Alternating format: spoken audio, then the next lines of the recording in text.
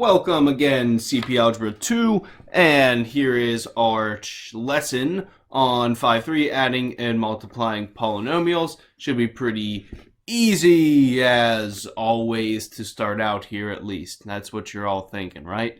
Okay, adding polynomials. So, jumping right in. It's just like adding like terms, okay? But you need to watch out for subtraction, because that means we need to distribute negatives and stuff. So it's very similar to adding like terms. So we have a p squared. We have 5 of them, and we have 2 more p squareds. So our total p squareds would be 5 plus 2, notice the big plus, is 7p squares. Oh my, should not be all that shocking. Now we have a negative 3 plus, there's no other constant. So that's just a negative 3. All right. So it just stays old minus 3. And looking here, we also have another different term, minus 3p. Okay, so again, that's very different, minus 3p.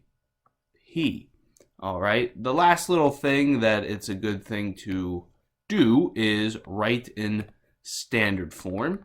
If you recall, that means we want our p's in order from greatest to least, from left to right. So 7p squared minus 3p minus 3. Boom, tackled, done. Okay, where it gets trickier, and again, now we are subtracting. Okay, so here's the big key one here. This is the only difference. We're subtracting, so you want to think I need to distribute my negative to everything inside those parentheses.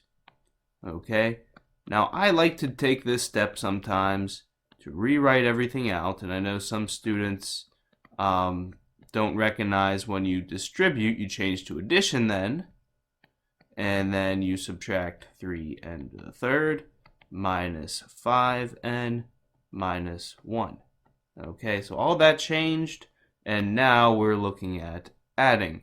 And again, we're just going to look at, let's see, how many n terms do we have? So 4n minus 5n, that will give me negative 1n. Okay, let's check out our n to the thirds. N to the third, hey, minus 3n to the third. This is also a negative.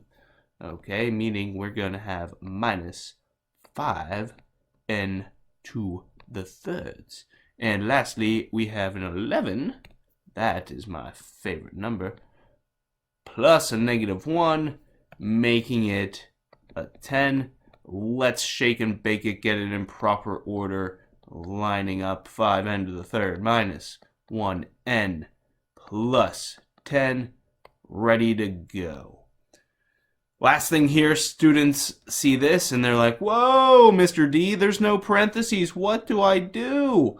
And it's really okay. It's going to be okay, guys. There's just no parentheses.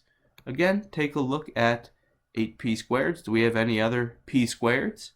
No, there's no other p squareds. So it's just 8p squared. Let's look at our minus 2p. Minus 2p. Oh, there's a 7p. Yes, there's no parentheses, but that's okay. So it's just plus 5p. And minus 6 is just doing its own thing. So he's like, hey, just put me in the back. And that's already in standard form for us. So 1, 2, 3, adding like terms, distribute, such.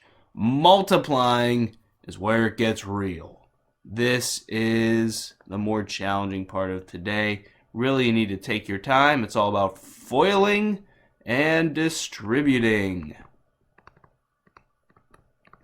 All right. Right off the bat, 4p minus 1 squared. Oh my goodness. Again.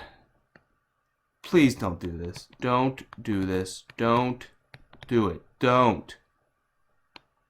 Don't do this. Okay? It is not 4p squared minus 1 squared, so 16p squared plus 1, okay? No!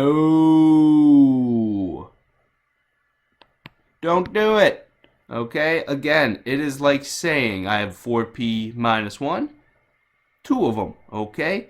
I have a 4p minus 1, and I have another 4p minus 1. And from here, you're gonna FOIL, okay? First, 16p squared, outers minus 4p, inners minus 4p, lasts plus 1, 16p squared minus 8p plus 1.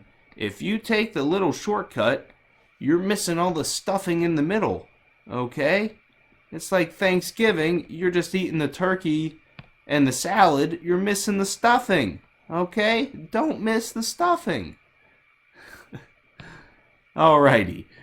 So that's that there, foiling.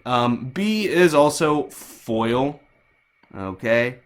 For sake of time, and you guys know how to FOIL by now, you should. I'll let you do that in the extras. But I do want to talk about letter C here. Ooh, boy. Now we're going to be foiling with some distribution thrown in. Watch out, it's going to get real. So with these ones, I recommend let's start looking at our 4a. Okay? We have to distribute 4a to everything on the other side. Boom, boom, boom. All right? So 4a times 6a squared is 24a to the third. Okay? 4a times a negative a is minus 4a squared, and 4a times 2 is plus 8a. A is taken care of. Now it's time to move to the 2. So 2 times 6a. Alrighty, 2 times 6a is 12a squared. 2 times a negative a is minus 2a, and 2 times 2 is plus 4. Now check out my little arrangement here, okay? Notice my biggest term, I kind of line them all up in terms of their powers, okay? So I like to do that just because it makes it nice and easy for me. If you don't necessarily do that, it's okay, but it makes it really nice and easy to add all my terms together. And the more you practice, the more little tricks like these you catch up. So 24a to the third is not being added to anything else. It's just 24a to the third. This here would be plus, yes, we are adding down, 8a squared. To be clear, that was an addition sign, so plus 6a plus 4 distributed and everything like that. They're really not all that bad if you take your time. Okay, the last one I do want to show you, again, very similar to A. Okay, and that don't just be lazy and go, oh, this is 2x to the third plus 1 to the third. No, again, you're missing the stuffing, and even more this time, you're missing the pi. Okay, so notice we have 2x plus 1. We have 3 of them. All right, there's one, there's another, and there's one more. Okay, and you're like, oh my, I gotta, what? Okay, so you can pick 2 of them to foil off the bat. That's what I would do. Just foil these 2 guys here. All right, don't forget about the stuffing at the end there, the apple pie.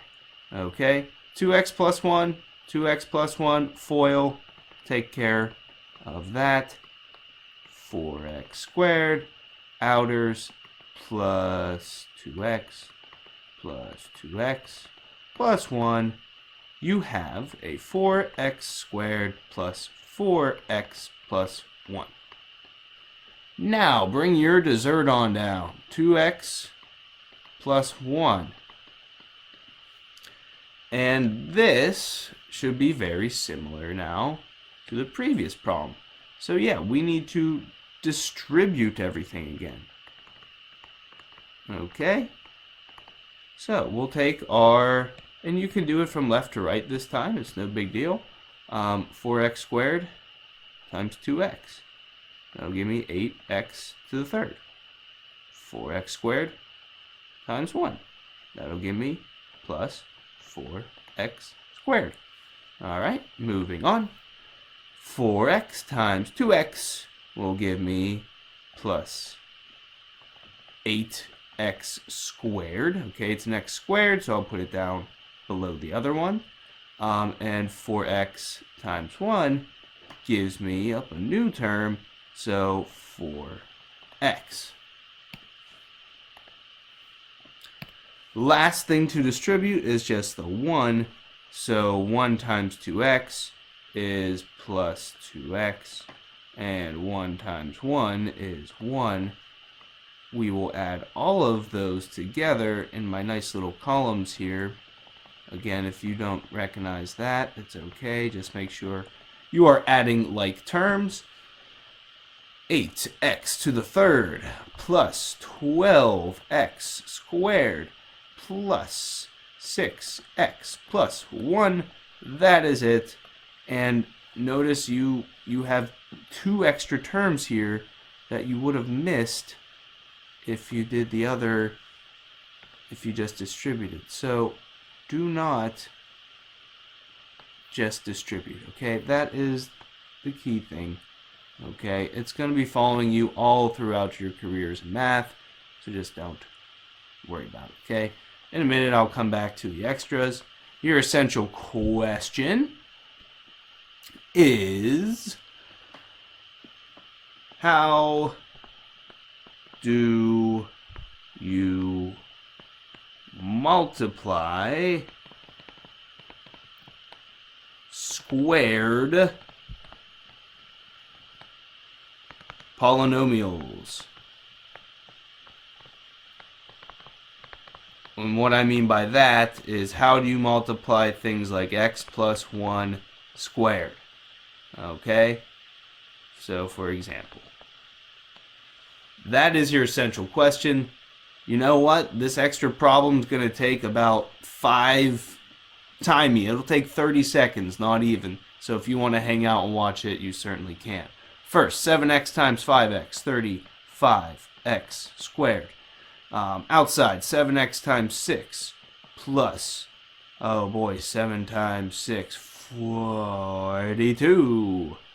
42x. Inners minus 30x. Lasts minus 36. Shake and bake it all together. And we should have this here.